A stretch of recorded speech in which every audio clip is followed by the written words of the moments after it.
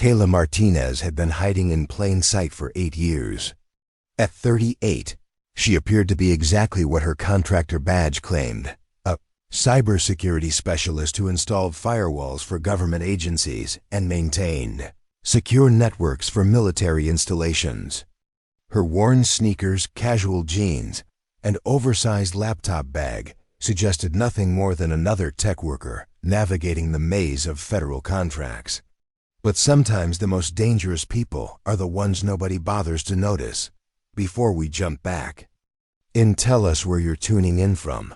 And if this story touches you, make sure you're subscribed, because tomorrow I've saved something extra special for you. The truth Kaila carried was buried deeper than any classified file. For 14 years, she had been part of something that didn't exist on paper: Delta Force's Cyber Operations Division, a unit so secretive that even mentioning its existence could end careers.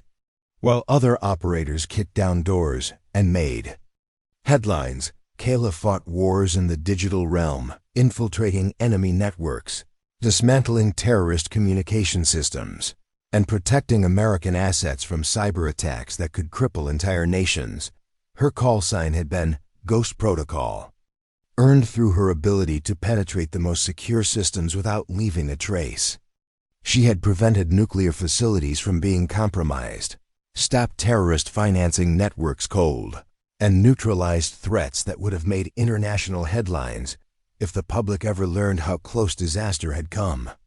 From a basement facility at Fort Bragg, she had waged digital warfare across 6 continents, her fingers on a keyboard serving as the first and last line of defense against enemies who understood that the next war would be fought with code rather than bullets. Kaila's specialty was what the military called aggressive defensive operations, a polite term for hacking the hackers before they could strike. She didn't just build firewalls. She created digital minefields that would devastate anyone foolish enough to target American interests. Her code was elegant, devastating, and completely invisible to anyone who didn't know exactly what to look for. Foreign intelligence agencies had spent years trying to identify the source of their network failures, never realizing they were being systematically dismantled by a woman they'd never heard of. The transition to civilian life had been harder than any mission she'd completed. Combat operations had clear objectives and defined enemies. Civilian cybersecurity felt almost mundane after years of preventing digital Pearl Harbors. But the skills transferred perfectly, protecting corporate networks from ransomware attacks required the same tactical thinking she'd used to defend military installations from foreign adversaries. The stakes were lower, but the work was similar enough to keep her sharp. She'd moved to Virginia after retirement, close enough to D.C. to land federal contracts, but far enough away to avoid the scrutiny that came with working inside the Beltway. Her one-person consulting firm, Martinez Digital Security, had built a reputation for solving problems that stumped larger companies. Banks, hospitals, and government agencies called her when their systems were compromised and traditional solutions weren't working. She fixed their problems quietly and efficiently, never mentioning that the techniques she used had been developed to combat state-sponsored cyber warfare. Most clients saw exactly what she wanted them to see: a competent technician who understood networks and didn't ask unnecessary questions. Her only visible connection to her military past was the calm precision she brought to crisis situations, the kind of steady competence that suggested she'd handled emergencies before. But she never mentioned what kind of emergencies or where, understanding that some conversations would complicate everything. Her apartment was as unremarkable as her public persona: basic furniture, a few technical books, and nothing that would suggest she'd once been one of the military's most classified assets. The only hint of her past was locked in a small safe beside her bed, a titanium emblem no bigger than a quarter, bearing the distinctive arrowhead symbol that marked her as Delta Force, not the public Delta Force that appeared in movies and documentaries, but the shadow version that operated in digital space where wars were fought, and one without a single shot being fired. The emblem represented 14 years of service that couldn't be acknowledged publicly, missions that would never appear in any official record, and expertise that had been earned in situations where failure could trigger international incidents. It was the only proof that Kaila Martinez had ever been anything more than a civilian contractor with unusually good instincts about network security. She hadn't looked at it in months, content to let that part of her life remain buried in the past, but some identities run too deep to be completely erased. The tactical thinking that had made her an elite cyber warrior still influenced how she approached every problem, every system, every potential threat. The calm that came from knowing she'd prevented disasters that could have killed thousands still shaped how she handled civilian emergencies. And the confidence that came from being among the best at something that mattered still carried her through situations where others might panic. Kaila had established routines that made her invisible in all the ways that mattered. She arrived at job sites early, completed her work efficiently, and left without drawing attention to herself. Clients remembered her as the contractor who fixed their problems without drama or complications. Security guards at government facilities saw her often enough to recognize her face, but not often enough to wonder about her background. She was part of the landscape, trusted but unremarkable, which was exactly how she preferred it. The morning she drove toward Fort Harrison, Kaila had no idea that her carefully constructed civilian life was about to collide with the military world she'd left behind. She was simply going to install updated cybersecurity protocols on systems that connected the base with federal law enforcement agencies' routine work she'd been doing quarterly for 3 years without incident. The call had come from Director James Wilson at the Department of Homeland Security, requesting urgent updates to counter new threats that had emerged from foreign adversaries. "Kaila, we need those Fort Harrison systems hardened by end of business today," Wilson had explained during their brief phone conversation. "Intelligence suggests coordinated attacks targeting military-civilian communication networks. Your protocols are the only thing standing between us and a potential catastrophe." She understood the urgency. The cybersecurity landscape changed daily, with new threats emerging faster than most organizations could respond. The protocol she developed combined military-grade encryption with civilian accessibility, creating bridges between agencies that needed to coordinate but operated on completely different security levels. It was exactly the kind of cross-platform integration that had made her valuable during her military career, but today would be different from her previous visits to Fort Harrison. Today she would discover that some doors never truly close, and some authority never completely fades, no matter how far you travel from the world that created it. Today, a small piece of titanium would remind everyone involved that appearances can be devastatingly deceptive. The approach to Fort Harrison looked different than Kaila remembered from her previous visits.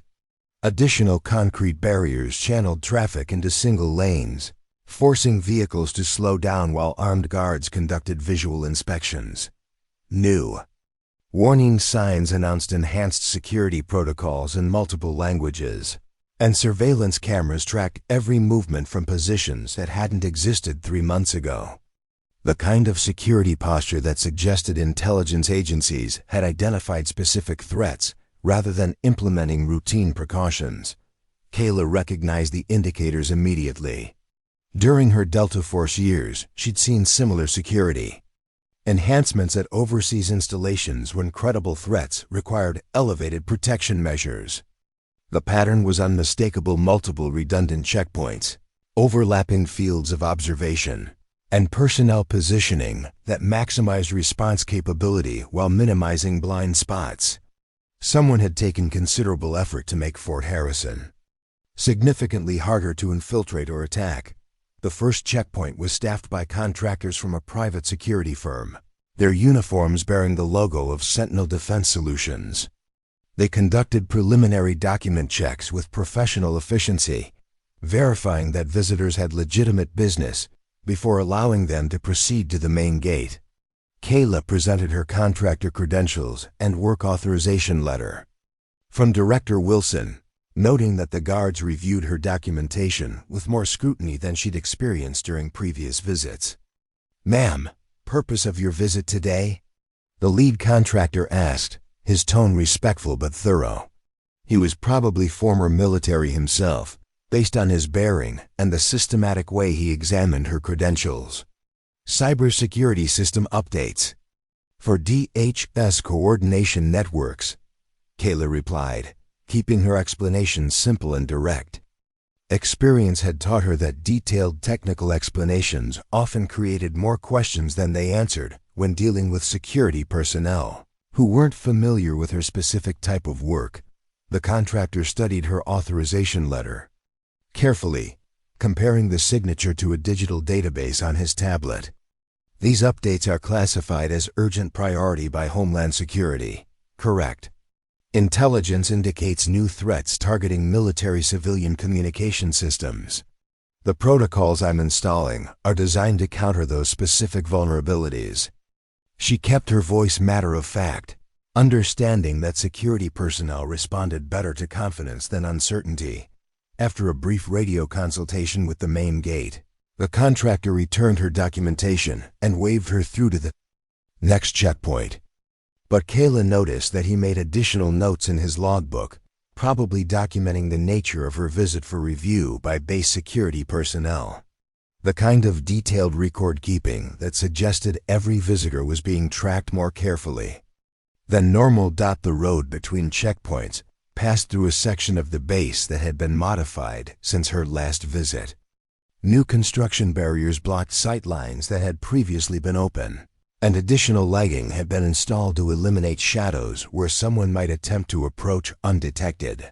The modifications were subtle but systematic, designed to channel movement along predetermined paths while providing security personnel with maximum visibility and control. Fort Harrison itself was a mid-sized installation that served as a coordination hub between military intelligence and civilian law enforcement agencies. Built during the Cold War as a communications center, it had evolved into a critical node for information sharing between agencies that needed to coordinate, but operated under different legal and security frameworks. The kind of facility that most people never heard of, but that played essential roles in national security operations. Kaila's work at Fort Harrison involved maintaining the cybersecurity systems that protected interagency communications from foreign interference. The network she serviced carried intelligence reports, threat assessments, and operational coordination between military units and civilian agencies like the FBI, and various state-level law enforcement organizations. When those systems failed or were compromised, the results could disrupt investigations, compromise ongoing operations, and leave critical infrastructure vulnerable to attack. The main gate came into view as she rounded the final curve in the access road. The checkpoint facility had been expanded since her last visit, with additional lanes for processing visitors and what appeared to be new scanning equipment for vehicles and cargo. The American flag flew alongside the installation's unit colors, both snapping in the morning breeze with the kind of precision that suggested this was a place where attention to detail mattered more than convenience. Kaila pulled into the designated lane for contractors and civilian visitors, noting that military personnel had their own separate processing area. The security booth was larger than she remembered, with multiple workstations that could handle increased visitor volume while maintaining thorough screening procedures.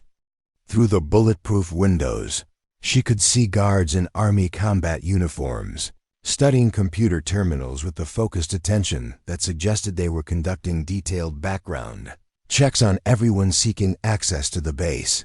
The enhanced security measures were probably necessary given the current threat environment, but they also meant that her routine visit would involve more scrutiny than she'd experienced during previous trips to Fort Harrison. Guards who didn't know her personally would evaluate her credentials more carefully, ask more questions, and potentially delay her access. while conducting verification procedures that hadn't been required in the past. As she waited for the guard to approach her vehicle, Kaila reviewed the technical requirements for today's cybersecurity updates. The new protocols she was installing represented months of development work, designed specifically to counter advanced persistent threats that foreign adversaries were using to infiltrate American networks. The code was elegant and devastatingly effective, incorporating lessons learned from years of digital warfare that most cybersecurity professionals had never experienced firsthand, but explaining the technical details to security personnel who weren't familiar with advanced cybersecurity concepts would be challenging. Military guards were trained to understand traditional security threats: weapons, explosives, unauthorized personnel, but digital warfare operated according to different rules that weren't covered in standard military police training. The gap between what she knew and what they expected could create complications that would delay her work beyond acceptable limits. The guard booth door opened and a young soldier emerged, his uniform crisp and his bearing suggesting recent graduation from military police training. Corporal Danny Chun, according to his name tape, approached her vehicle with the kind of careful attention that indicated he was treating every interaction as a potential test of his professional competence. At 23, he was eager to demonstrate his vigilance and adherence to security protocols that he'd been trained to follow without deviation. "Good morning, ma'am," Chun announced with professional courtesy. "I'll need to see your identification and documentation for today's visit to Fort Harrison." Kaila handed over her contractor credentials, work authorization letter, and driver's license, noting that Chun reviewed each document with meticulous attention to detail. The kind of thorough examination that suggested he'd been trained to look for inconsistencies that might indicate fraudulent credentials or unauthorized access attempts. But as Chun studied her documentation, Kaila realized that today's encounter might be different from the routine processing she'd experienced during previous visits. Enhanced security protocols meant that guards were evaluating every visitor with increased suspicion, looking for potential threats rather than facilitating legitimate business. And sometimes when young soldiers were trying to prove their competence, routine situations could escalate in unexpected directions. Corporal Chun examined Kaila's credentials with the methodical precision of someone who'd been taught that thoroughness was more important than efficiency. He compared her contractor identification to information on his computer terminal, cross-referenced her work authorization letter with approved visitor lists, and studied her driver's license with suspicious attention to detail. The process was taking significantly longer than normal, suggesting that enhanced security protocols required additional verification steps that hadn't been necessary during her previous visits. "Ma'am, I'm not seeing their specific work order in our system," Chun announced after several minutes of computer consultation. His tone remained professional, but carried an edge that suggested he'd found a discrepancy that required explanation. "The authorization letter from Director Wilson mentions cybersecurity updates, but doesn't provide detailed specifications about the systems you're accessing." Kaila maintained her patience, understanding that new security procedures often created bureaucratic complications that could be resolved through calm explanation. "Corporal, the work order might be processed through a different classification system. Cybersecurity updates for interagency coordination networks are often handled separately from general contractor access." Chun studied her response with the skeptical attention of someone who'd been trained to question explanations that didn't match standard procedures. Recent briefings had emphasized the importance of identifying potential security threats disguised as routine maintenance visits, and this woman's documentation seemed to lack the specific details he'd been taught to expect from legitimate contractors. "Ma'am, these authorization documents don't specify which particular systems you're authorized to access," Chun continued, his confidence growing as he identified what appeared to be inadequate documentation. "I'm going to need additional verification." before I can allow entry to the installation. Private Jake Morrison and Private Emma Collins flanked Chun's position, their body language suggesting they were prepared to support whatever decision their team leader made. Morrison was 20 years old and had been assigned to gate duty for 6 weeks, eager to demonstrate his readiness for increased responsibilities. Collins was 19 and fresh from military police training, determined to prove that she could handle security situations with the same competence as her male colleagues. "Ma'am, step out of your vehicle, please," Chun ordered, his voice carrying the authoritative tone he'd been taught to use when asserting control over potentially problematic situations. "I need to conduct additional screening before processing your access request." Kaila complied without argument, understanding that resistance would escalate a situation that could probably be resolved through cooperation and proper communication with base security personnel. She stepped out of her car with unhurried movements, noting that the guards were positioning themselves according to tactical principles designed to maintain control while minimizing risk. "What's the problem, Corporal?" she asked calmly, keeping her hands visible and her posture non-threatening. Years of experience had taught her that security situations were best handled through professional courtesy rather than confrontation, especially when dealing with young personnel who might interpret assertiveness as resistance to legitimate authority. "The problem is that your documentation doesn't meet current security standards for accessing classified systems," Chun replied with growing confidence. Recent intelligence briefings have emphasized the importance of verifying contractor credentials through multiple channels before allowing access to sensitive facilities. Morrison stepped forward with theatrical seriousness, his hand resting on his equipment belt in a display of readiness that was more dramatic than necessary. "Ma'am, we've been trained to recognize potential security threats that might be disguised as routine maintenance visits. Your paperwork doesn't provide sufficient detail about your specific authorization status." Collins nodded in agreement, though her expression suggested she was following Morrison's lead rather than making independent judgments about the situation. "Standard procedure requires that we verify contractor credentials through appropriate channels before allowing access to any systems that might compromise installation security." Kaila realized that the guards had convinced themselves they were handling a legitimate security concern rather than creating unnecessary complications for routine maintenance work. Their training had emphasized the importance of identifying threats, but apparently hadn't provided adequate guidance about distinguishing between actual problems and normal variations in contractor documentation. "Corporal, I've been performing quarterly cybersecurity updates at Fort Harrison for 3 years," she explained patiently. "The systems I maintain are critical for coordination between military intelligence and civilian law enforcement agencies. Delaying these updates could compromise ongoing operations." Chun was unmoved by her explanation, interpreting her familiarity with base operations as potential evidence of surveillance activity rather than legitimate professional experience. "Ma'am, if you've been working here for 3 years, then you should understand why we need to follow proper verification procedures. Enhanced security protocols require that we treat every access request as potentially suspicious until proven otherwise.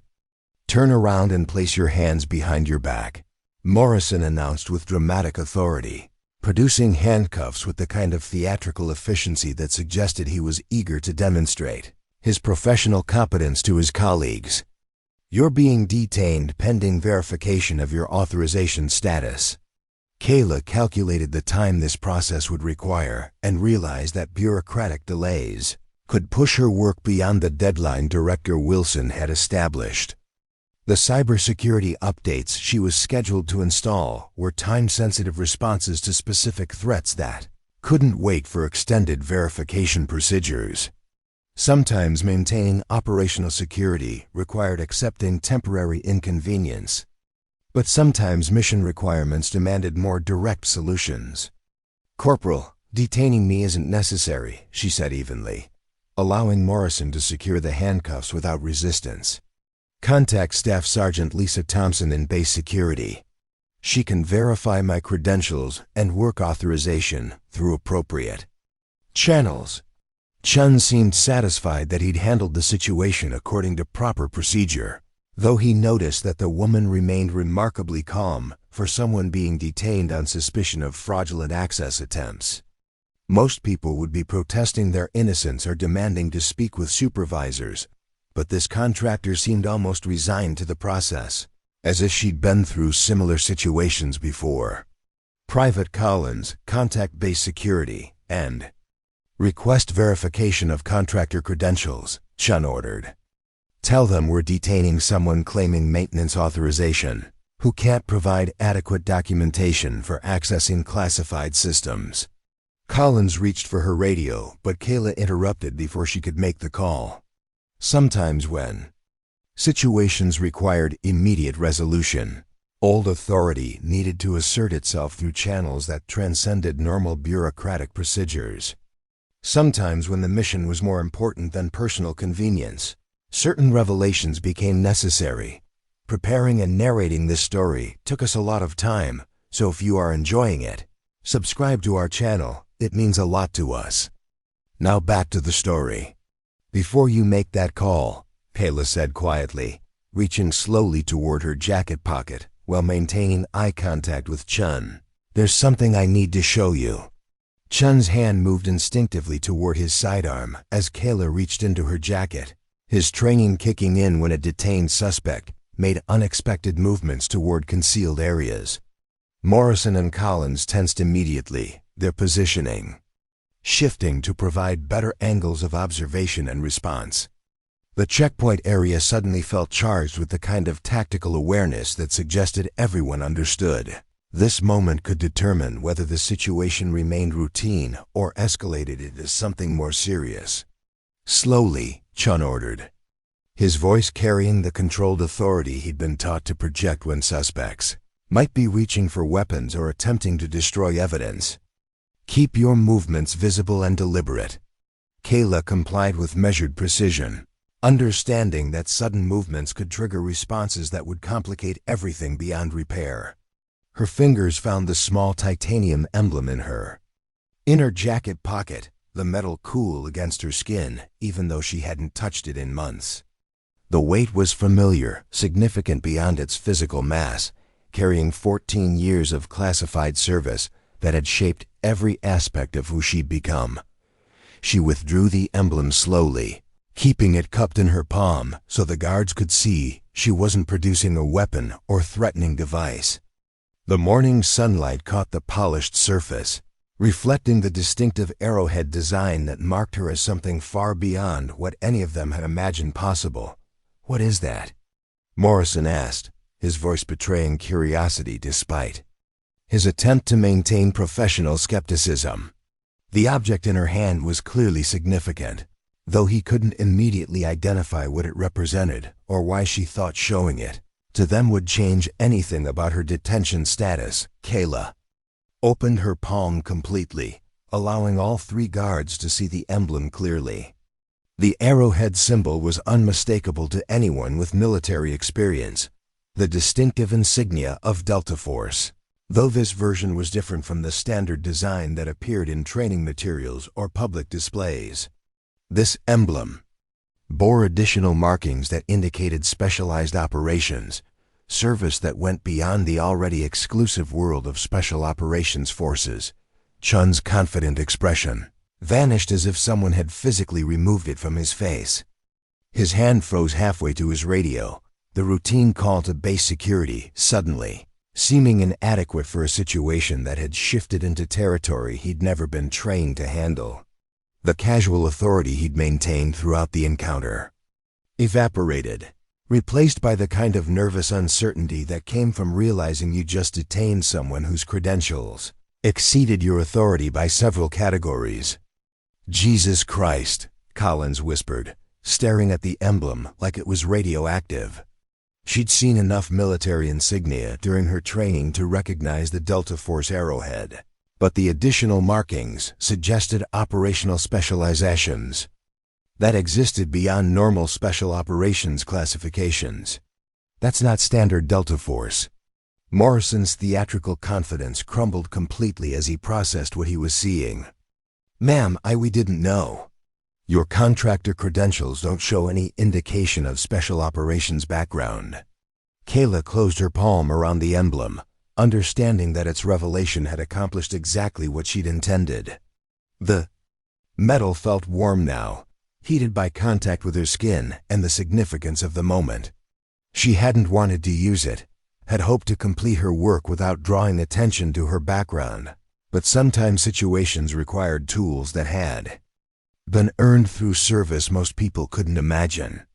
The documentation you have access to reflects exactly what it's supposed to reflect, she said calmly, her voice carrying a different quality, now not the patient explanation of a contractor dealing with bureaucratic complications, but the quiet authority of someone who'd operated at levels these guards couldn't access or understand. If you need verification of my authorization status, contact Staff Sergeant Lisa Thompson in Base Security. She'll be able to confirm my work schedule through appropriate channels. Shun fumbled with the handcuff keys, his professional composure completely abandoned. The confident young corporal who'd been so certain about his security assessment suddenly looked like a child who'd been caught playing with equipment he didn't understand. Ma'am, there must have been some kind of misunderstanding with your documentation procedures. I should have verified through proper channels before taking any enforcement action. The transformation in the guard's behavior was immediate and complete. Morrison stepped back like she was dangerous in ways he couldn't comprehend, his theatrical readiness replaced by the kind of respectful distance that suggested he understood he'd made a serious mistake. Collins stood frozen beside the checkpoint booth, her radio halfway to her mouth, unsure whether she should call for backup or pretend the entire incident had never happened. Ma'am, your contractor credentials, Chun stammered, his voice cracking as he struggled to regain some semblance of professional composure. They don't show any indication of special operations background. The documentation we have doesn't reflect. Corporal, Kaila interrupted gently, sliding the emblem back into her jacket pocket where it disappeared as quietly as it had emerged. The documentation you have access to reflects my current contractor status. My previous service record is classified at levels that don't appear on standard personnel databases. The mention of classified service records sent another wave of recognition through the checkpoint team. These weren't just military personnel. They were soldiers who understood that some service couldn't be discussed publicly, some operations never appeared in official records, and some people carried backgrounds that exceeded normal expectations by orders of magnitude. Chun realized that his attempt to demonstrate professional vigilance had turned into a career-threatening mistake. Detaining someone with apparent Delta Force background based on inadequate verification procedures was exactly the kind of error that could end promising military careers before they really began. The fact that she'd revealed her background voluntarily rather than demanding to speak with his supervisor suggested she was offering him an opportunity to learn from the situation rather than facing disciplinary action for his mistake. Ma'am, I want to apologize for the confusion, he said, his voice now carrying the respectful tone he should have used from the beginning. Your documentation should have been verified through proper channels before any enforcement action was taken. Kaila rubbed her wrists where the handcuffs had been, not from pain but from habit. The metal had been cold against her skin, familiar in a way that reminded her of training exercises and operational procedures that seemed like a lifetime ago. But some muscle memory never completely faded, and some authority never required explanation. To people who understood what real credentials looked like. Corporal, you were following procedures as you understood them, she replied. That's exactly what you should do when encountering unfamiliar situations. The important thing is that everyone learned something today about verification protocols and professional assumptions. Morrison nodded gratefully, understanding that he was being offered a learning opportunity rather than facing consequences for his mistake. The woman could have demanded to speak with their supervisor, could have filed a complaint that would have resulted in formal investigation of their conduct. Instead, she was treating the incident as a training exercise that would help them handle similar situations more effectively in the future. Collins lowered her radio without making the call to base security, realizing that the situation had resolved itself in ways that made additional notifications unnecessary.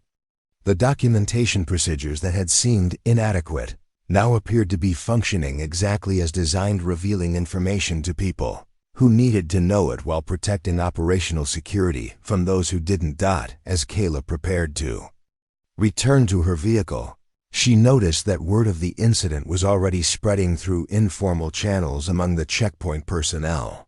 The guards were studying her with the kind of thoughtful attention that suggested they were reconsidering everything they thought they knew about contractor credentials and professional assumptions. Chun processed Kaila's contractor credentials with the careful attention to detail he should have used from the beginning, his movements precise but noticeably different from the suspicious scrutiny he'd applied during their initial encounter.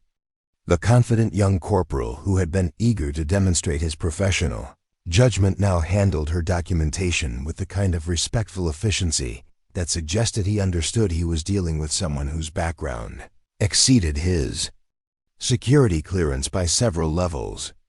"Ma'am, if you need any assistance during your visit to the base, please don't hesitate to contact the security office directly," he offered, his tone carrying genuine respect rather than the bureaucratic courtesy he'd shown earlier. "I've noted in the system that you're conducting urgent cybersecurity updates for DHS coordination networks." Kaila accepted her documentation and prepared to continue to the cybersecurity facility where her work was scheduled. But as she walked back to her vehicle, she could hear Chun speaking quietly to Morrison and Collins, probably explaining what they'd all learned about the complexity of contractor relationships and the importance of verification procedures over assumptions.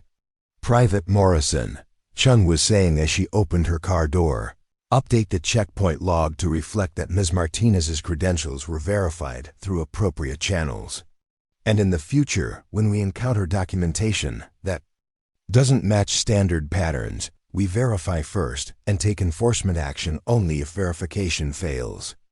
Morrison nodded with the serious attention that suggested he would remember this lesson for the rest of his military career. "Understood, Corporal. Professional courtesy until we have actual reasons for concern."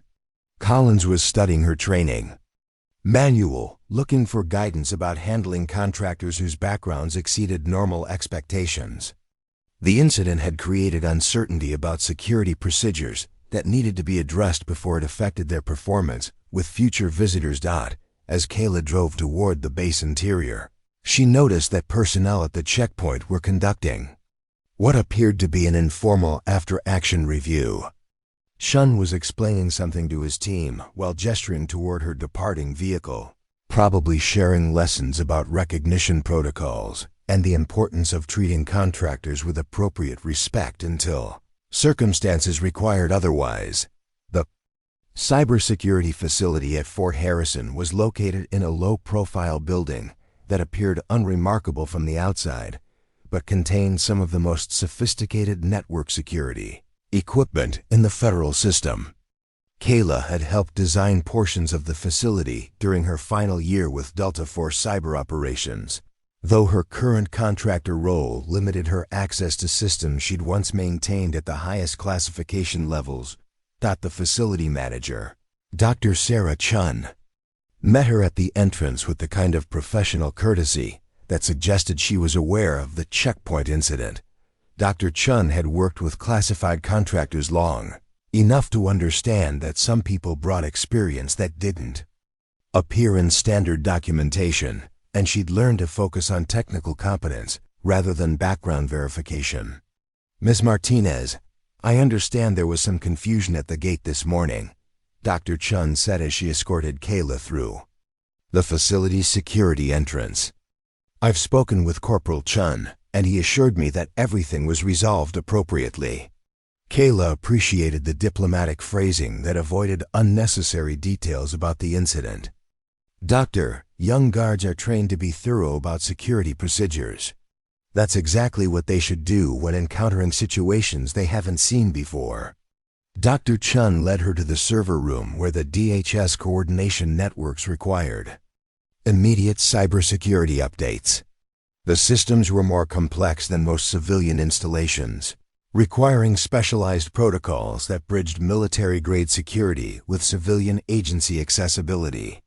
The kind of cross-platform integration that had made Kaila valuable during her military career and continued to make her essential for interagency coordination.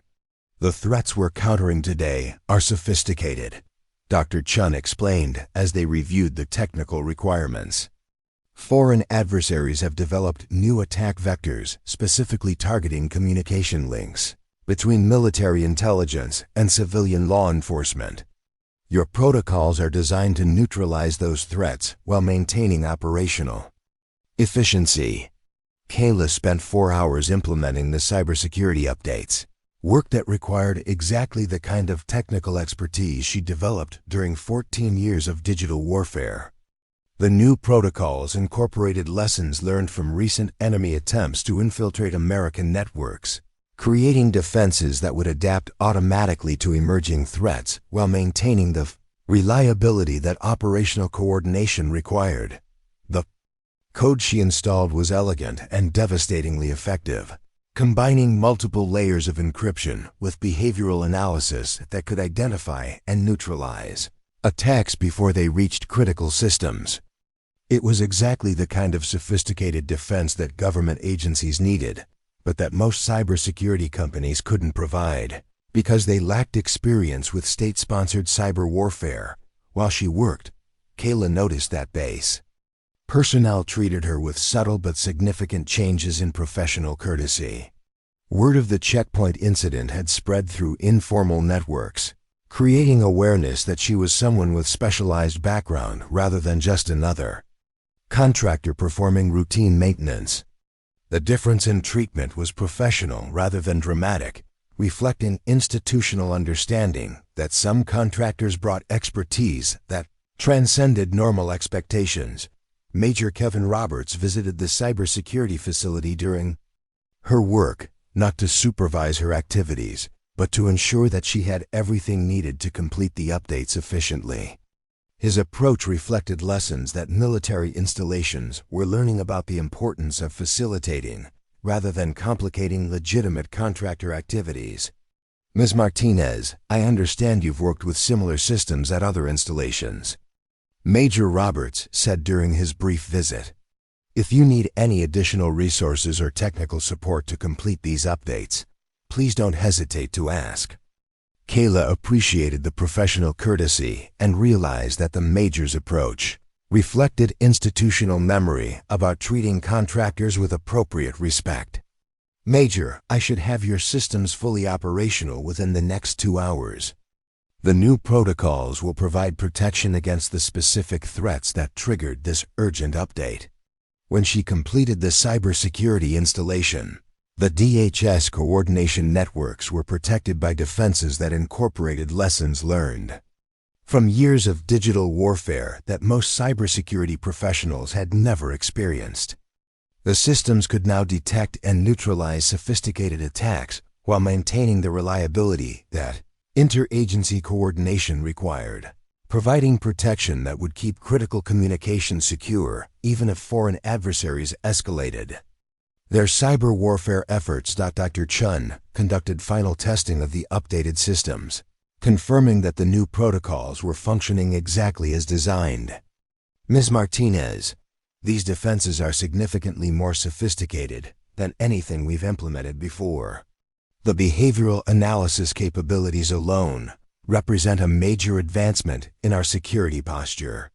As Kaila prepared to leave Fort Harrison, she stopped by the main checkpoint to ensure that the morning's incident hadn't created lasting complications for the security team. She found Chun conducting what appeared to be additional training with Morrison and Collins, sharing lessons. about professional courtesy and verification procedures. "Ma'am, thank you for your patience this morning," Chun said when he noticed her approach. "The lesson about assumptions and verification protocols will help us handle similar situations more effectively in the future." Kaila appreciated his professional development, understood that the incident had created positive institutional change rather than negative consequences. "Corporal, you learned exactly what you needed to learn about treating people with respect until circumstances require otherwise. That makes you more effective at your job and helps create an environment where legitimate business gets conducted efficiently." Chun nodded gratefully, understanding that he'd been offered a learning opportunity that would influence his approach to security responsibilities for the rest of his career. The woman could have made his mistake a matter for official discipline, but instead had treated it as professional development that benefited everyone involved. As Kaila drove away from Fort Harrison, she noticed that the checkpoint was processing subsequent visitors with increased efficiency and professional courtesy. The lesson about recognition and respect had been absorbed quickly, creating immediate improvements in how the installation handled contractor relationships.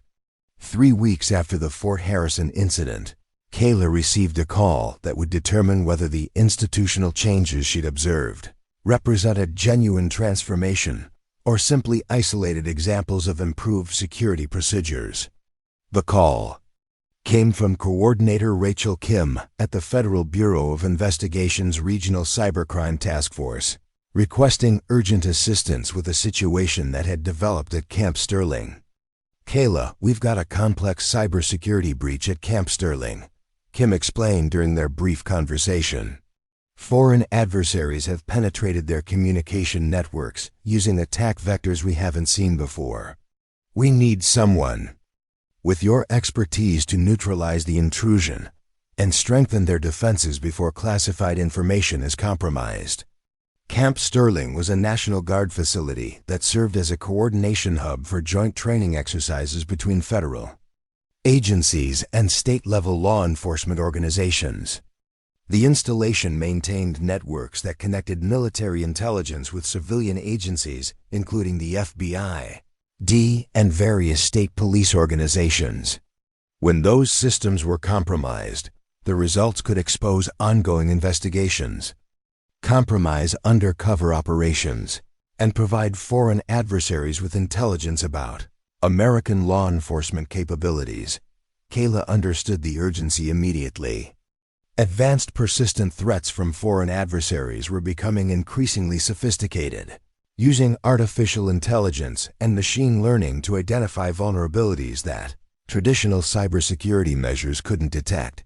The kind of attack that had penetrated Camp Sterling's defenses probably represented months of reconnaissance and development by state-sponsored cyber warfare units. "Rachel, how long has the intrusion been active?"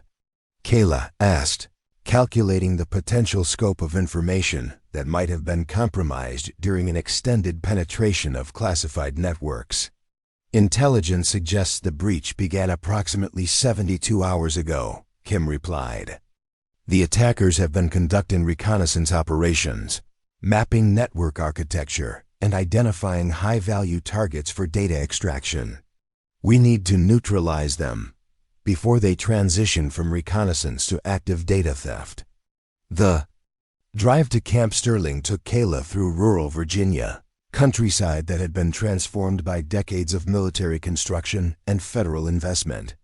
The region contained multiple installations that served different aspects of national security operations, creating a concentration of classified facilities that required sophisticated coordination and protection measures.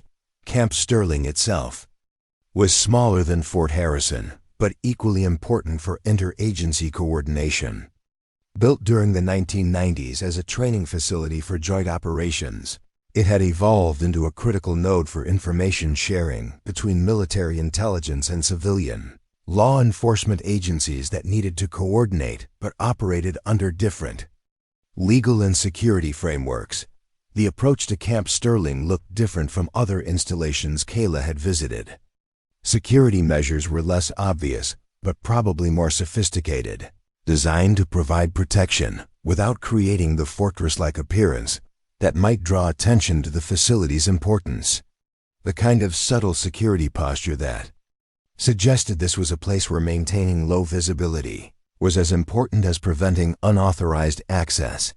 When Kaila reached the main gate, she immediately noticed that the security team was older and more experienced than the guards she'd encountered at Fort Harrison. Staff Sergeant Lisa Thompson had been in charge of base security for 18 months, and her team consisted of personnel who'd worked together long enough to develop efficient procedures for handling routine access requests while maintaining appropriate vigilance. Ms. Martinez, I have you on the access roster for emergency cybersecurity response, Thompson announced after reviewing Kaila's credentials with professional efficiency. Coordinator Kim left specific instructions to facilitate your access to affected systems. Kaila appreciated the professional courtesy, but noticed that Thompson was studying her credentials with more attention than seemed necessary for routine emergency response. The kind of careful examination that suggested she was looking for information that might not be immediately obvious from standard contractor documentation. "Ma'am, I have to ask," Thompson said, her tone respectful but curious. "Are you the same Kaila Martinez who was involved in an incident at Fort Harrison a few weeks ago?" The question surprised Kaila, though she realized that information about security incidents probably traveled through informal networks among military police personnel. Professional discussions that helped security supervisors understand the complexity of their responsibilities and avoid similar situations at their own installations. "I performed emergency cybersecurity work at Fort Harrison," she replied carefully. "There was some initial confusion about access procedures, but everything was resolved appropriately through proper channels." Thompson nodded, understanding that Kaila's response was professionally diplomatic rather than completely informative. "Ma'am, I received some guidance from Corporal Chun about recognizing contractors with specialized backgrounds. He mentioned that some cybersecurity personnel have experience that isn't reflected in standard documentation." Kaila realized that the institutional memory from the Fort Harrison incident had spread beyond that single installation. Security supervisors were sharing practical guidance about professional courtesy and verification procedures, helping their personnel avoid the kind of mistakes that could damage relationships with agencies that depended on military cooperation for critical operations. "Staff Sergeant, I appreciate your professionalism," she replied. "Most contractors prefer to be treated as legitimate professionals rather than potential security threats, especially when responding to emergency situations that require immediate action." Thompson processed Kaila's credentials with efficient courtesy and provided detailed directions to the cybersecurity facility. But before Kaila left the checkpoint, Thompson made a comment that demonstrated how thoroughly the lessons from Fort Harrison had been absorbed by the broader military police community. "Ma'am, some of my people have heard stories about contractors who carry backgrounds that go beyond normal civilian experience. We've been trained to recognize that real expertise doesn't always look like what we expect it to look like, especially when that expertise has been earned through service that can't be discussed publicly." The cybersecurity facility at Camp Sterling was more sophisticated than similar installations Kaila had serviced, reflecting the facility's importance to interagency coordination and the sensitivity of information that flowed through its networks. The breach had been detected by automated systems that monitored network traffic for anomalous patterns, but neutralizing the intrusion required human expertise that understood how foreign adversaries conducted advanced persistent threat operations. Kaila spent 6 hours analyzing the attack vectors and implementing countermeasures that neutralized the foreign intrusion while strengthening the installation's defenses against future attempts. The work required exactly the kind of technical expertise she developed during her years supporting Delta Force cyber operations.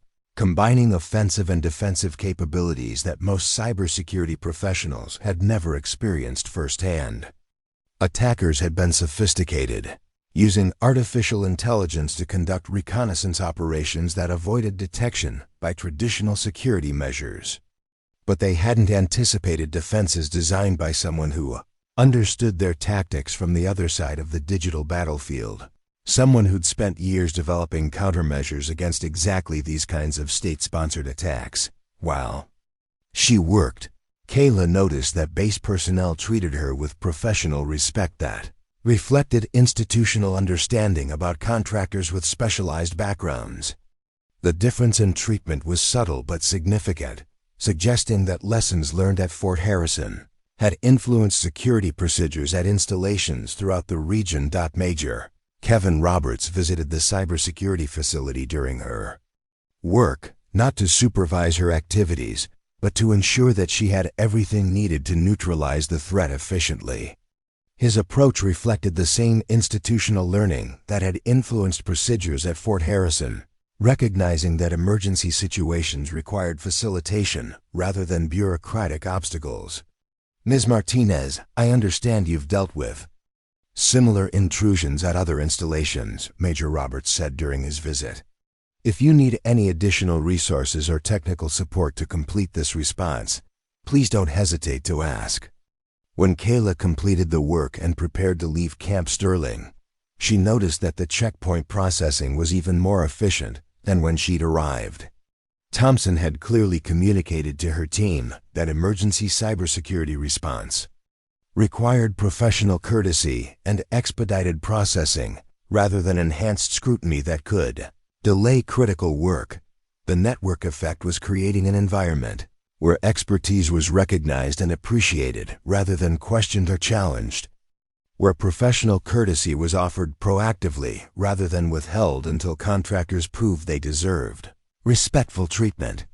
2 months after the Camp Sterling incident, Kaila received a call that would test whether the institutional memory she'd observed represented a fundamental shift in how military installations approached contractor relationships. The call came from Director James Wilson at the Department of Homeland Security, requesting her assistance with a situation that had developed at Riverside Military Installation. Kaila, we need you at Riverside immediately, Wilson explained with unusual urgency in his voice. They're facing a coordinated cyber attack from multiple foreign adversaries simultaneously. This isn't just one intrusion, it's a synchronized assault designed to overwhelm their defensive capabilities while extracting maximum intelligence. Riverside Military Installation was the most sophisticated facility Kaila had ever been asked to service. Built during the digital age as a coordination center for cyber warfare operations, it served as the primary hub for defensive cyber operations, protecting critical infrastructure throughout the eastern United States. When Riverside systems were threatened, the implications extended far beyond military operations to include power grids, financial networks, and communication systems that millions of civilians depended on daily. The installation maintained networks that coordinated cyber defense operations between military units, civilian agencies, and private sector partners who managed critical infrastructure. The facility was essentially the digital fortress protecting American society from cyber warfare, attacks that could cripple everything from hospital systems to transportation networks. Kaila understood that this assignment represented the ultimate test of her expertise. The attackers weren't targeting routine military communications or standard intelligence networks. They were attempting to penetrate the command center for America's cyber defense operations, seeking to compromise the systems that protected the nation's most critical digital infrastructure. Director, how many attack vectors are we dealing with? She asked, calculating the complexity of defending against multiple simultaneous intrusions from different foreign adversaries. Intelligence indicates at least 4 separate attack operations, probably coordinated, but using different technical approaches, Wilson replied. Chinese advanced persistent threats targeting industrial control systems, Russian attacks focused on financial networks, Iranian operations against medical infrastructure, and North Korean attempts to compromise transportation systems. The drive to Riverside took Kaila through increasingly sophisticated security zones that reflected the installation's importance to national cyber defense operations. Multiple checkpoints verified her identity and authorization through systems that probably included biometric analysis, behavioral assessment, and real-time background verification that exceeded anything she'd encountered at other installations. Riverside itself was a masterpiece of defensive architecture, designed to appear unremarkable while containing some of the most sophisticated cyber warfare capabilities in the world. The facility looked like a standard office complex, but Kaila knew it contained supercomputers, quantum encryption systems, and artificial intelligence networks that formed the backbone of America's digital defense infrastructure. When she reached the main gate, Kaila immediately noticed that the security team represented the elite of military police operations. Colonel Amanda Foster was in charge of installation security, and her team consisted of personnel with advanced clearances and specialized training in protecting facilities that defended against threats most people couldn't imagine. Ms. Martinez, we've been expecting you, Colonel Foster announced with professional efficiency that suggested she'd been thoroughly briefed about Kaila's background and capabilities. Director Wilson emphasized that you're our priority asset for neutralizing the current threat complex. Kaila appreciated the professional recognition, but noticed that Foster was reviewing her credentials with the kind of systematic attention that suggested she was confirming rather than questioning Kaila's authorization status. The process was thorough but respectful, reflecting institutional understanding that emergency situations required efficiency rather than bureaucratic obstacles. Colonel, I understand the facility is under attack from multiple foreign adversaries simultaneously, Kaila said. What's the current status of your defensive operations? Foster's expression indicated that the situation was more serious than routine cyber intrusions. Ms. Martinez, we're dealing with the most sophisticated coordinated attack we've ever encountered. 4 separate foreign cyber warfare units are conducting synchronized operations designed to overwhelm our response capabilities while maximizing intelligence extraction. Colonel Foster escorted Kaila personally to the Cyber Defense Operations Center, a facility that represented the pinnacle of military cybersecurity technology.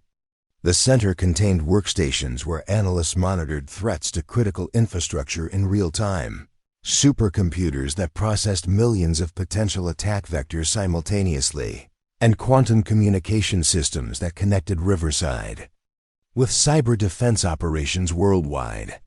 Ms. Martinez, our defensive systems are holding, but we need someone with your expertise to transition from defensive operations to active countermeasures, Foster explained as they entered the operations center. Standard cybersecurity protocols aren't adequate for neutralizing state-sponsored warfare operations.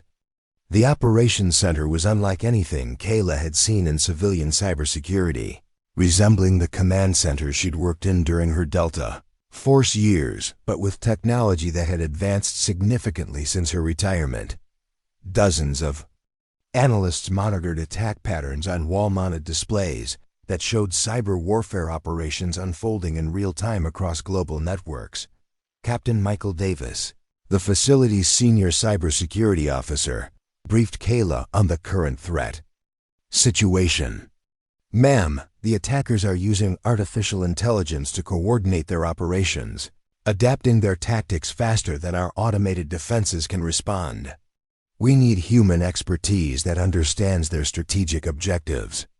Kaila spent 8 hours implementing countermeasures that neutralized the coordinated attacks, while establishing defenses that could adapt to future threats from the same adversaries.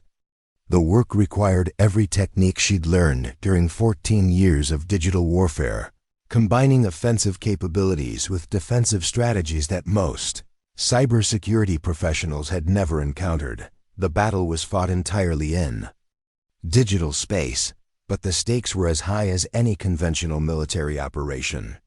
Foreign adversaries were attempting to compromise systems that protected power grids, financial networks, medical infrastructure, and transportation systems that millions of Americans depended on for survival.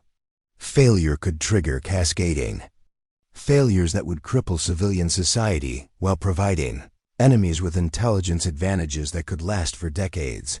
Kaila's counterattacks were precise and devastating, targeting the attacker's command and control systems while protecting American networks from retaliation.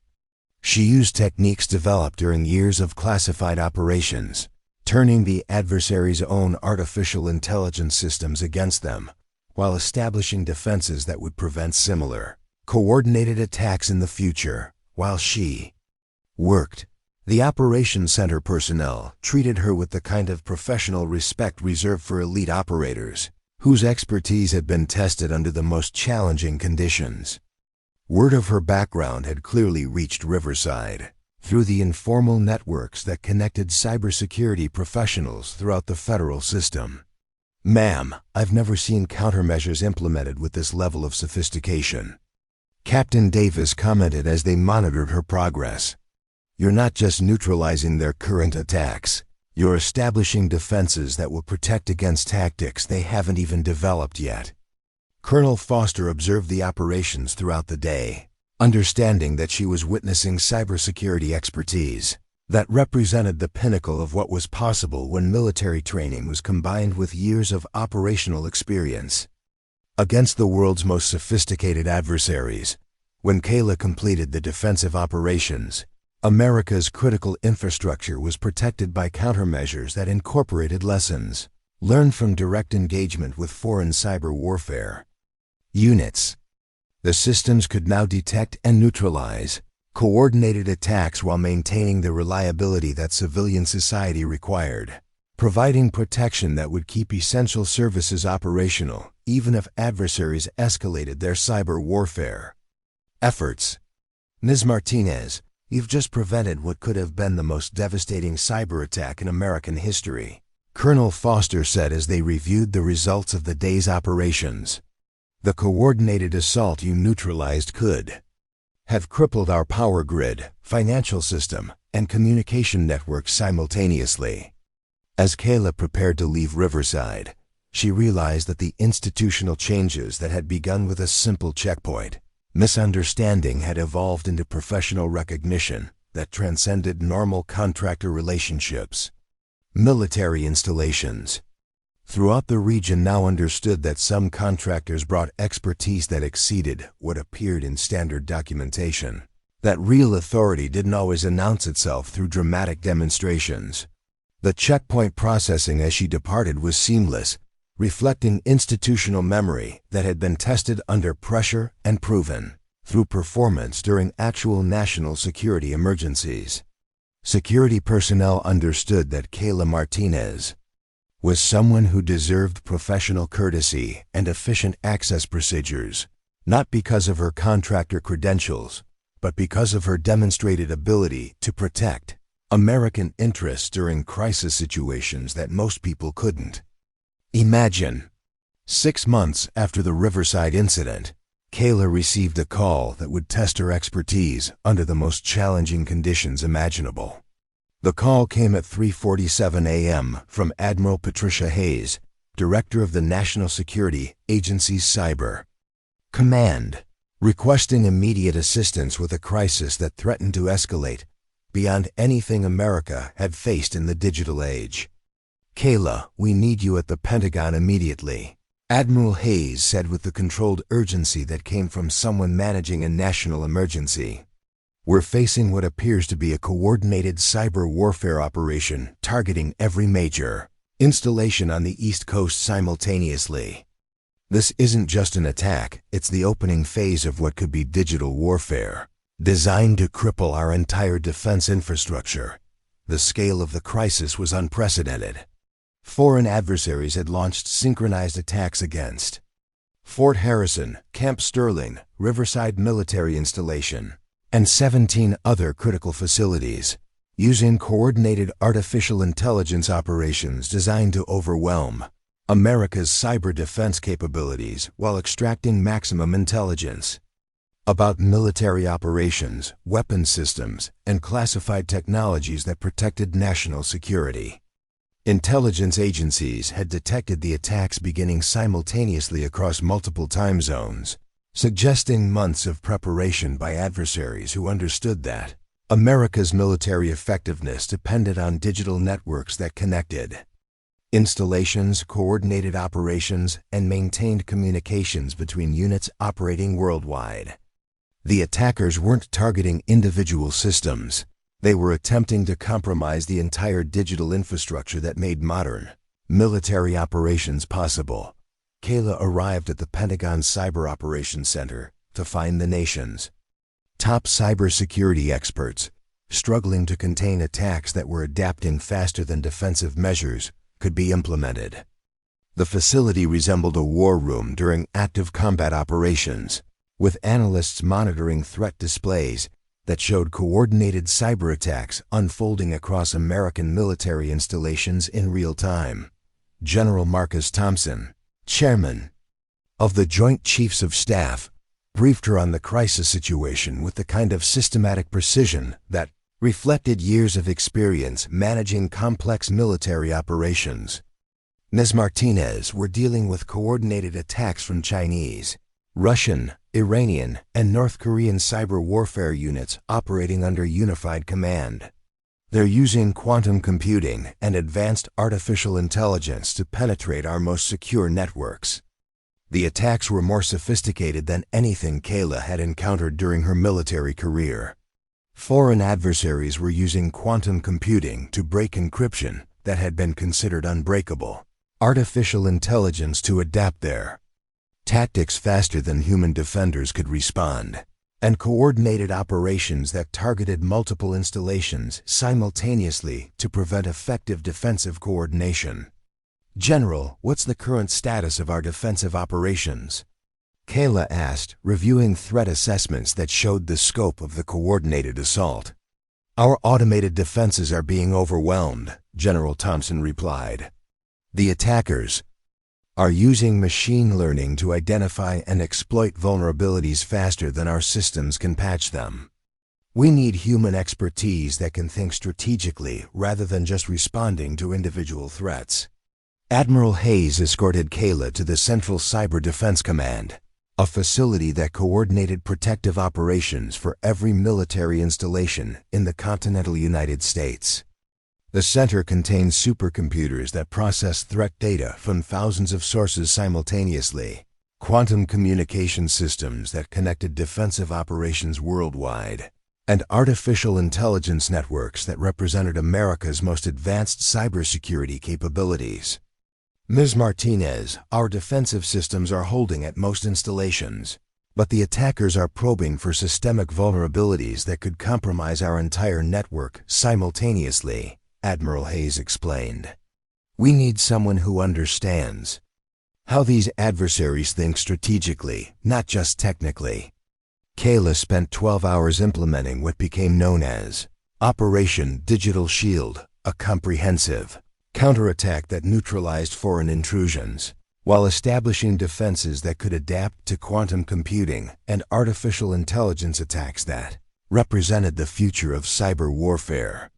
The operation required every technique she'd learned during 14 years of classified cyber operations, combining offensive capabilities with defensive strategies that most cybersecurity professionals couldn't imagine. The digital battle was fought simultaneously across dozens of installations, with Kaila coordinating defensive operations that protected critical systems, while launching precise counterattacks that disabled foreign cyber warfare capabilities. She used techniques that had been developed during years of classified operations, turning adversaries' own quantum computing systems against them while establishing defenses that would prevent similar coordinated attacks for years to come. The stakes extended far beyond military operations. The attackers were targeting systems that protected civilian infrastructure, including power grids, financial networks, medical facilities, and transportation systems that millions of Americans depended on for survival. Success would protect not just military effectiveness, but civilian society itself from cyber warfare, attacks that could trigger cascading failures throughout interconnected systems. Captain Davis from Riverside, Colonel Foster, Staff Sergeant Thompson from Camp Sterling, and even Corporal Chun from Fort Harrison were connected to the operation through secure communications, coordinating defensive operations at their installations while receiving strategic guidance from Kaila's position. At the Pentagon, the network of professional relationships she'd developed was now serving to protect American interests during the most serious cyber warfare crisis in the nation's history. "Ma'am, the countermeasures you're implementing are neutralizing attacks faster than the adversaries can adapt," Captain Davis reported from Riverside. "You're not just defending against their current operations, you're anticipating tactics they haven't even deployed yet." Kaila's strategic thinking had been shaped by years of experience against these same adversaries, understanding their objectives, capabilities, and limitations from direct engagement during classified operations that had never been acknowledged publicly. She knew how they coordinated operations, how they adapted to defensive measures, and how they could be defeated through countermeasures that targeted their command and control systems. The turning point came when Kaila identified the central coordination system that foreign adversaries were using to synchronize their attacks across multiple installations. Rather than defending against individual intrusions, she launched a precision counterattack that disabled their unified command structure, while establishing defenses that protected every installation simultaneously. "General Thompson, I'm implementing coordinated countermeasures that will neutralize their central command, while protecting all installations through unified defensive protocols," Kaila reported as she executed the final phase of Operation Digital Shield. The results were immediate and devastating to foreign cyber warfare operations. Coordinated attacks that had been overwhelming American defenses suddenly became isolated intrusions that could be neutralized by local security systems. The adversaries' artificial intelligence systems began attacking each other as their command structure collapsed, creating chaos in their operations while American defenses strengthened automatically. Within hours, every military installation on the East Coast was protected by defenses that incorporated lessons learned from direct engagement with the world's most sophisticated cyber warfare capabilities. The systems could detect and neutralize quantum computing attacks, adapt to artificial intelligence operations, and coordinate responses that would prevent similar coordinated assaults in the future. "Miss Martinez, you've just prevented what could have been a digital Pearl Harbor," Admiral Hayes said as they reviewed the results of Operation Digital Shield. "The coordinated assault you neutralized could have crippled our military effectiveness, while compromising civilian infrastructure that millions of Americans depend on." General Thompson's after-action assessment was equally comprehensive in recognizing Kaila's contribution to national security. The strategic thinking and technical expertise Ms. Martinez demonstrated during this crisis exceeded anything we've seen from conventional cybersecurity operations. Her ability to think like our adversaries while implementing defenses they couldn't anticipate was the difference between mission success and national catastrophe. The success of Operation Digital Shield created institutional memory throughout the military cybersecurity community that Kaila Martinez represented capabilities that transcended normal contractor relationships. Her expertise had been tested under the most challenging conditions imaginable and proven through performance that protected both military operations and civilian society from adversaries who understood that the next war would be fought with code rather than conventional weapons.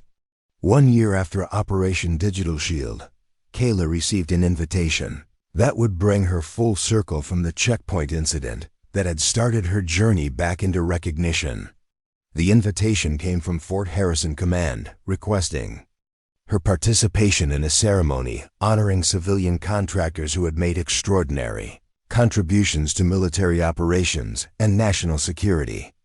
Ms. Martinez, we would like to recognize your exceptional service in establishing cybersecurity protocols that have fundamentally enhanced our ability to defend against foreign cyber warfare operations, the invitation read.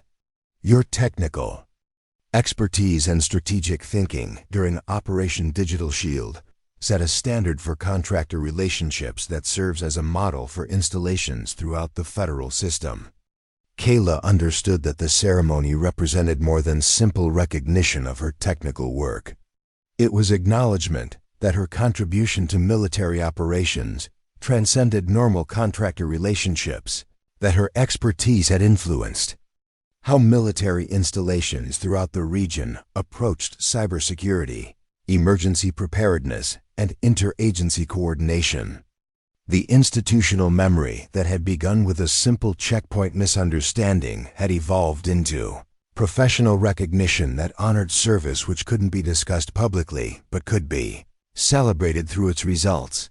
The ceremony was held in Fort Harrison's main auditorium, with attendance from military commanders, cybersecurity officials, and civilian contractors from throughout the federal system. Kaila recognized many faces from the installations where she'd worked, people who had learned to appreciate expertise that didn't always appear in standard documentation, authority that had been earned through service that operated beyond normal visibility. Admiral Hayes, now serving as Director of National Cybersecurity Operations, delivered the opening remarks focusing on the importance of recognizing civilian contributions to military mission success, particularly in areas where technical expertise could make the difference between operational success and catastrophic failure. Today, we honor contractors whose work has enhanced our capabilities in ways that directly support our mission to protect American interests in an increasingly complex threat environment, Admiral Hayes announced. Their technical expertise, strategic thinking, and dedication to excellence represent the best qualities of civilian-military cooperation in the digital age. General Thompson, whose leadership during Operation Digital Shield had become a case study in crisis management, served as Master of Ceremonies. His remarks emphasized how civilian expertise had become essential to military effectiveness in an era when traditional warfare was being replaced by digital operations that required specialized knowledge most military personnel had never encountered. When Kaila's name was called, she walked to the podium with the same calm composure she'd maintained throughout her civilian career. But as she looked out at the audience, she noticed Corporal Chun, now Staff Sergeant. Chun sitting in the front row with the kind of respectful attention that suggested he remembered their first encounter and understood how much he'd learned from that experience. Ms. Kaila Martinez, General Thompson announced, in recognition of extraordinary technical expertise and strategic thinking during Operation Digital Shield, which directly contributed to the successful defense of American military installations and civilian infrastructure against coordinated foreign cyber warfare operations. Her work prevented what intelligence agencies assessed could have been the most devastating attack on American digital infrastructure in our nation's history. Kaila accepted the recognition with appreciation for what it represented beyond the ceremony itself. The institutional memory that had begun with a checkpoint misunderstanding had evolved into professional relationships that enhanced everyone's ability to serve their communities effectively. But more importantly, it demonstrated that expertise earned through classified service could find new purpose in work that protected both military operations and civilian society. The moment that meant the most to her came after the ceremony when Staff Sergeant Chen approached her with the kind of professional respect that demonstrated how thoroughly he'd internalized the lessons from their first encounter. His bearing reflected the confidence of someone who'd learned to recognize real authority regardless of how it appeared, who understood that some of the most important people looked like ordinary civilians because their work required them to blend in rather than stand out. Ma'am, I wanted to thank you for the lesson you taught me about assumptions and verification procedures, Chun said with genuine gratitude. That experience changed how I approach my responsibilities and helped me become a better leader for my team. More importantly, it taught me that respect is something you offer proactively rather than something you withhold until people prove they deserve it. Kaila appreciated his words, but was more impressed by what they represented about his professional development and the institutional changes that had resulted from their encounter. Staff Sergeant, you learned exactly what you needed to learn about treating people with professional courtesy. Until circumstances require otherwise, that's made you more effective at your job and helped create an environment where legitimate business gets conducted efficiently. Chun nodded, understanding that the lesson had extended far beyond security procedures to influence fundamental approaches to leadership and professional relationships. Ma'am, I've shared that experience with dozens of new personnel as an example of why professional courtesy and verification procedures are more effective than assumptions and premature enforcement actions. We've become known throughout the region for having the most respectful and efficient checkpoint processing in the federal system.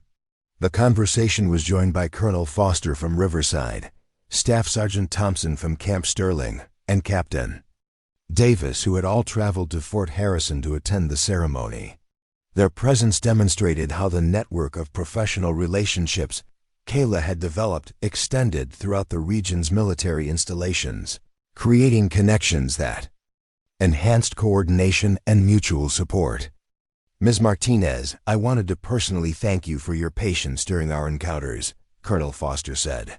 The lessons our installations learned about recognizing expertise that doesn't appear in standard documentation have influenced how we approach contractor relationships throughout the federal system.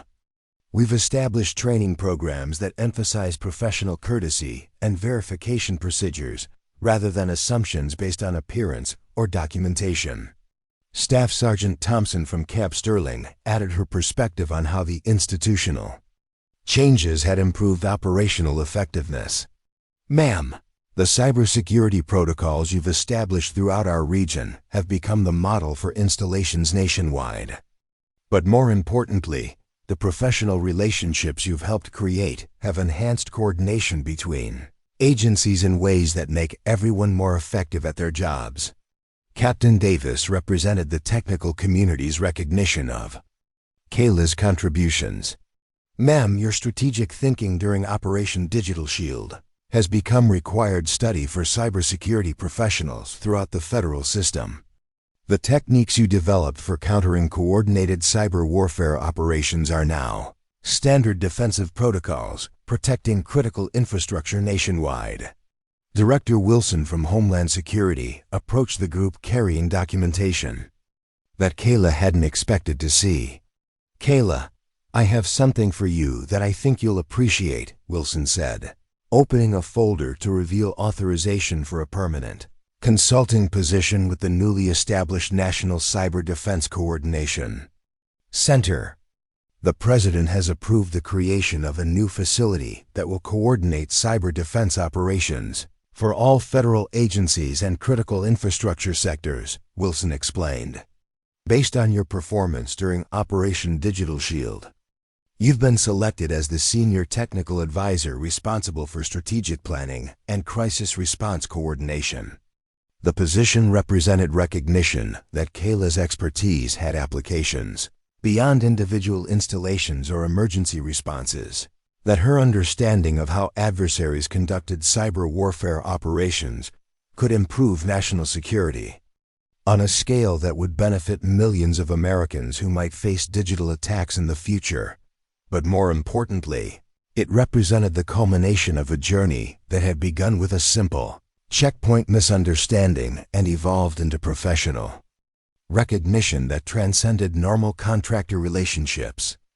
The institutional memory that had started with Staff Sergeant Chen learning about verification procedures had influenced security practices throughout the federal system, creating an environment where expertise was recognized and respected, regardless of how it appeared in standard documentation. 2 years after accepting her position as Senior Technical Advisor for the National Cyber Defense Coordination Center, Kaila received a request that would demonstrate how thoroughly the institutional changes she'd witnessed had transformed military contractor relationships throughout the federal system. The request came from the Defense Security Cooperation Agency, asking her to establish cybersecurity training programs that would teach military personnel how to recognize and work effectively with contractors who possessed specialized backgrounds. Kaila, we want to institutionalize the lessons learned from your experiences, explained General Sarah Morrison, Director of Personnel Security Programs. The improvements in contractor relationships that began at Fort Harrison have spread throughout the federal system, but we need formal training programs that ensure these lessons are passed on to future generations of military personnel. The training program Kaila developed became known as the Professional Recognition and Verification Protocols, designed to teach military security personnel how to distinguish between legitimate expertise that didn't appear in standard documentation and actual security threats that required immediate attention. The curriculum emphasized professional courtesy, systematic verification procedures, and the importance of treating contractors as professionals rather than potential threats until circumstances required otherwise. Staff Sergeant Chun, now serving as senior instructor at the Military Police Academy, became one of the primary trainers for the new program. His personal experience with Kaila had evolved into professional expertise about contractor relationships that made him uniquely qualified to teach others about the complexity of their responsibilities.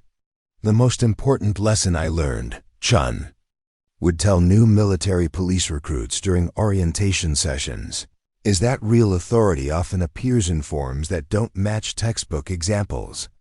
Some of the most important people who visit military installations look like ordinary civilians because their work requires them to blend in rather than stand out. Professional courtesy and systematic verification are more effective than assumptions and premature enforcement actions. The training program included case studies based on real situations where contractors with specialized backgrounds had been initially misidentified as security concerns, then proven to possess expertise that exceeded normal expectations. Chun's encounter with Kaila became the primary teaching example, demonstrating how professional courtesy and proper verification procedures could transform potential conflicts into positive learning experiences. Colonel Foster from Riverside developed the advanced components of the training program, focusing on how to recognize contractors who possessed classified backgrounds without compromising operational security. Her modules taught security personnel how to verify credentials through appropriate channels, while maintaining the confidentiality that protected both contractors and military operations. The goal isn't to identify every contractor's background, Foster would explain during instructor training sessions. The goal is to recognize when someone deserves professional courtesy and systematic verification rather than assumptions based on appearance or documentation that might not reflect their complete qualifications. The program expanded beyond basic security procedures to include modules on crisis management, emergency coordination, and the importance of facilitating rather than obstructing contractors, whose expertise was essential during national security emergencies. Staff Sergeant Thompson from Camp Sterling developed these components based on her experiences coordinating with Kaila during multiple cybersecurity crises. During emergencies, every minute counts, Thompson emphasized during her training presentations. Security personnel who understand how to facilitate legitimate contractor activities while maintaining appropriate vigilance are more effective than those who create bureaucratic obstacles that delay critical work. Captain Davis contributed technical modules that helped non-cybersecurity personnel understand the complexity of digital warfare operations and why contractors with specialized backgrounds were essential for protecting military and civilian infrastructure. His training emphasized that some expertise couldn't be replicated through traditional military education because it required direct experience with adversaries and situations that most personnel would never encounter. The impact of the training program extended far beyond military installations. Federal agencies including the FBI, Department of Homeland Security, and Nuclear Regulatory Commission adopted similar protocols for working with contractors who possess specialized backgrounds. The professional courtesy and verification procedures that had begun with a simple checkpoint incident had evolved into federal policy that enhanced coordination between agencies while protecting operational security. Private sector companies that worked with federal agencies also implemented similar training programs, recognizing that professional relationships were more effective than adversarial approaches when managing contractors with diverse backgrounds. The business community learned that respect and verification were more productive than suspicion and obstruction when dealing with people whose expertise exceeded what appeared in standard documentation. Kaila received regular reports about the program's effectiveness from installations throughout the federal system. Checkpoint processing had become more efficient while maintaining appropriate security standards. Contractor relationships had improved dramatically, leading to better coordination during emergencies and more effective completion of routine projects. Most importantly, military personnel had learned to approach their responsibilities with professional confidence rather than defensive suspicion. The institutional memory that had begun with Chun's learning experience had evolved into systematic knowledge that influenced how an entire generation of security personnel approached their work. New recruits learned from the beginning that some contractors carried credentials and experience that exceeded normal expectations. That authority came in many forms that operated beyond normal visibility, and that professional courtesy was more effective than confrontational approaches. 3 years after the program's implementation, statistical analysis showed dramatic improvements in contractor satisfaction ratings, reduced processing times at military checkpoints, and enhanced coordination during emergency responses. More importantly, the number of incidents involving misidentification of legitimate contractors had decreased by over 90%, while the detection of actual security threats had improved through more systematic verification procedures. General Morrison's assessment report to the Secretary of Defense emphasized how the program had enhanced military effectiveness while improving relationships with civilian agencies that depended on military cooperation. The professional recognition and verification protocols have created an environment where expertise is recognized and respected regardless of how it appears in standard documentation. Morrison wrote, "This has enhanced our ability to work effectively with contractors whose specialized knowledge is essential for protecting American interests." The program's success led to international adoption by allied military forces who faced similar challenges working with contractors who possessed specialized backgrounds. NATO established similar training standards, and several allied nations implemented modified versions that reflected their specific security requirements while maintaining the core principles of professional courtesy and systematic verification. Kaila's role in developing the program represented the evolution of her contribution from individual technical expertise to institutional knowledge that would influence military-contractor relationships for decades. The checkpoint incident that had started with misunderstanding had become the foundation for systematic improvements that enhanced both security, effectiveness, and professional relationships throughout the federal system. But perhaps the most significant impact was cultural rather than procedural.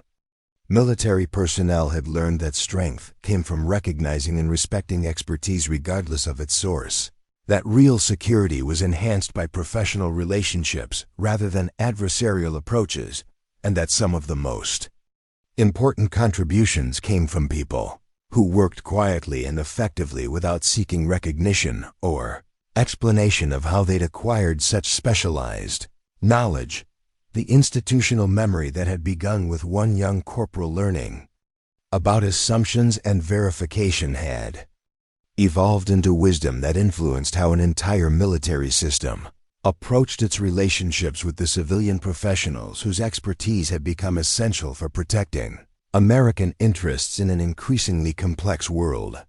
5 years after the original checkpoint incident, Kaila stood in her office at the National Cyber Defense Coordination Center, reviewing threat assessments that demonstrated how fundamentally the cybersecurity landscape had evolved. Her position as senior technical advisor had expanded to include oversight of defensive operations, protecting critical infrastructure throughout North America, coordinating with allied nations on cyber warfare threats, and developing strategic responses to adversaries who understood that future conflicts would be fought primarily in digital space.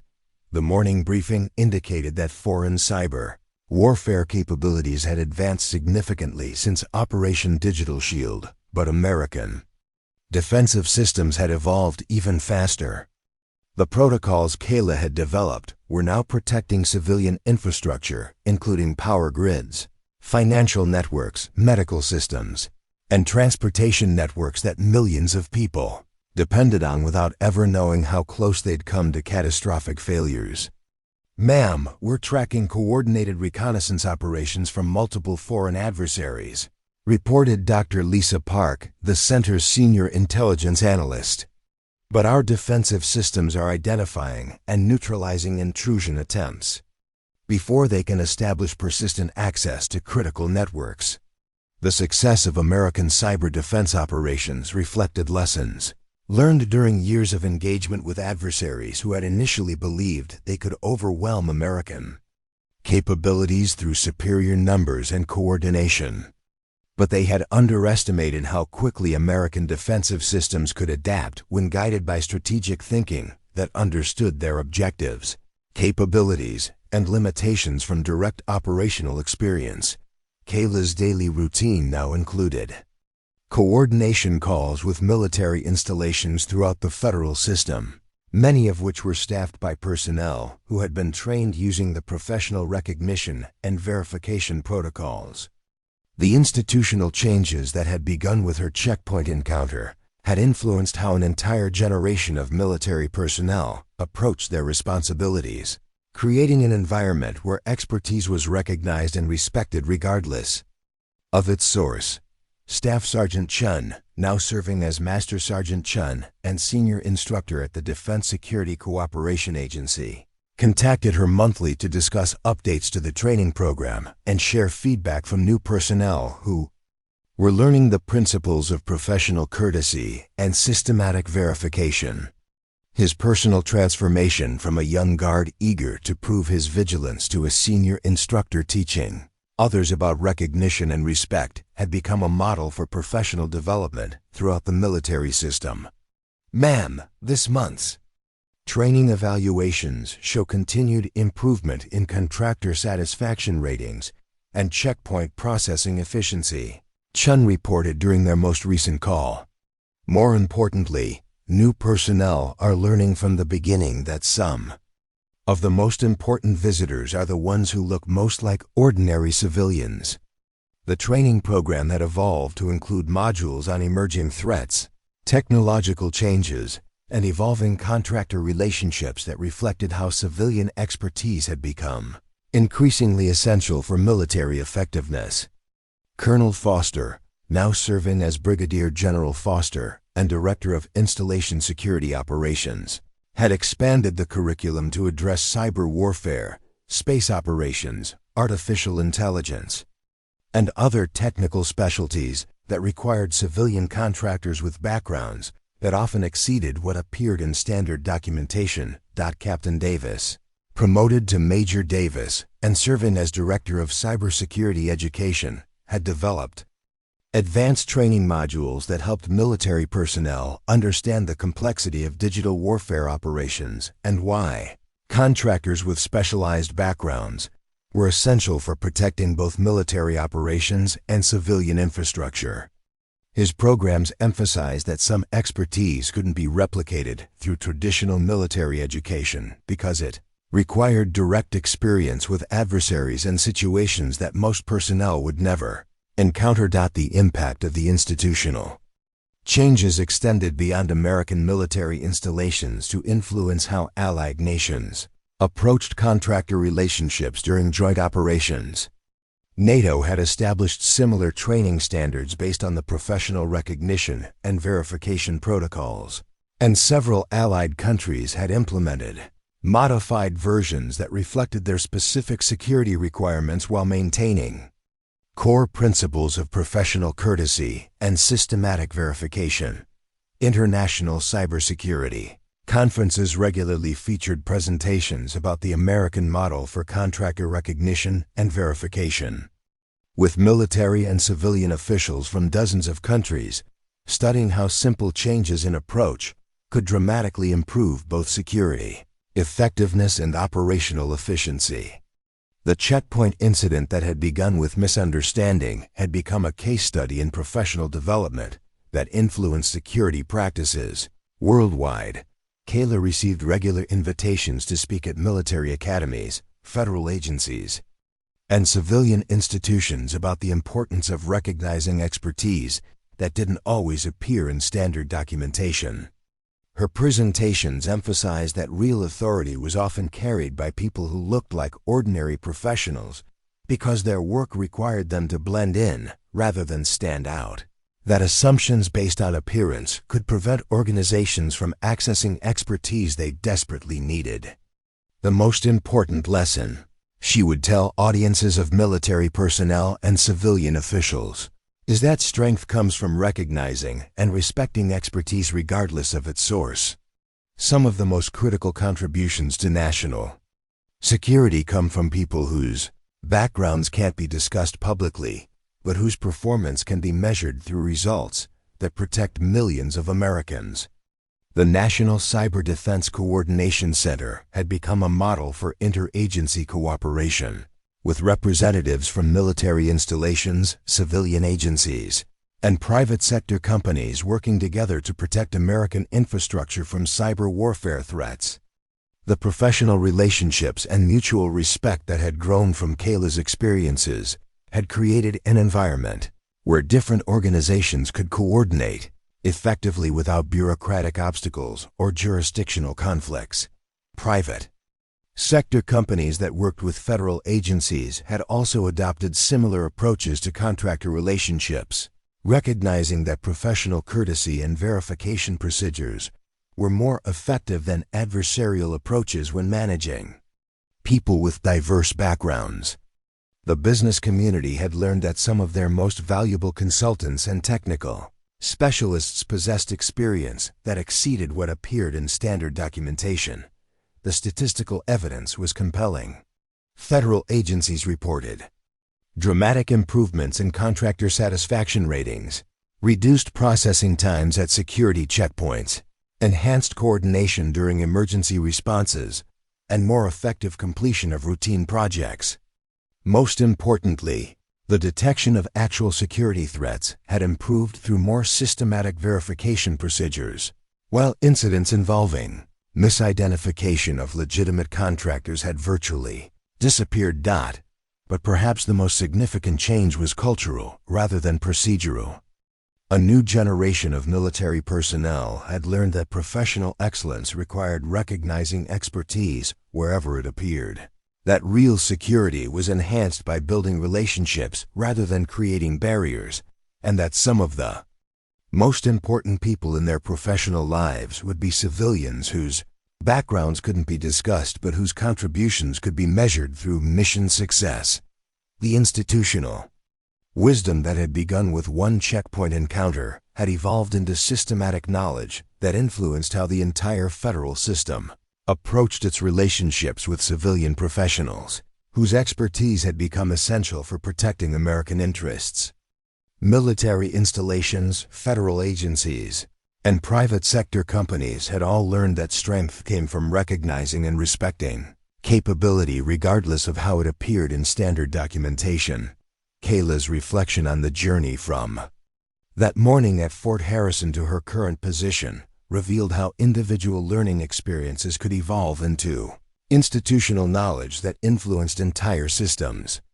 The simple lesson about professional courtesy and verification procedures had grown into federal policy that enhanced both security, effectiveness, and operational efficiency, while creating an environment where expertise was valued regardless of its source. 7 years had passed since that morning when Kaila Martinez drove to Fort Harrison for what she'd expected to be routine cybersecurity maintenance. As she stood in her office overlooking the Potomac River, reviewing reports from installations throughout the federal system, she understood that the checkpoint incident had become something far more significant than a simple misunderstanding between a contractor and young security guards. The transformation had been systematic and profound. Military installations, federal agencies, civilian contractors, and private sector companies had all learned that expertise often appeared in forms that didn't match traditional expectations. The institutional memory that had begun with Staff Sergeant Chun learning about verification procedures had evolved into wisdom that influenced how entire organizations approached their relationships with professionals whose backgrounds exceeded what appeared in standard documentation. The morning's intelligence briefing included updates from installations worldwide where American military personnel were applying the professional recognition and verification protocols during interactions with local contractors, allied personnel, and civilian specialists. The principles of professional courtesy and systematic verification had become standard operating procedures that enhanced both security, effectiveness, and operational efficiency, while building relationships that strengthened American capabilities. In every region where military operations required civilian cooperation, Master Sergeant Chun's monthly report from the Defense Security Cooperation Agency indicated that the training program had now influenced over 50,000 military personnel, had learned to recognize authority that didn't announce itself through dramatic demonstrations. New recruits were learning from their first day of service that some of the most important people they would encounter looked like ordinary civilians because their work required them to blend in rather than stand out. The cultural change has been remarkable, Chun had written in his latest assessment. Personnel who complete the training program understand that professional excellence requires recognizing expertise wherever it appears. That real security is enhanced by building relationships rather than creating barriers, and that some of the most critical contributions come from people whose backgrounds can't be discussed publicly, but whose performance can be measured through mission success. Brigadier General Foster's quarterly report from Installation Security Operations demonstrated how the institutional changes had influenced security practices throughout the federal system. Checkpoint processing had become more efficient while maintaining appropriate security standards. Contractor relationships had improved dramatically, leading to better coordination during emergencies and more effective completion of routine projects. Most importantly, military personnel had learned to approach their responsibilities with professional confidence rather than defensive suspicion.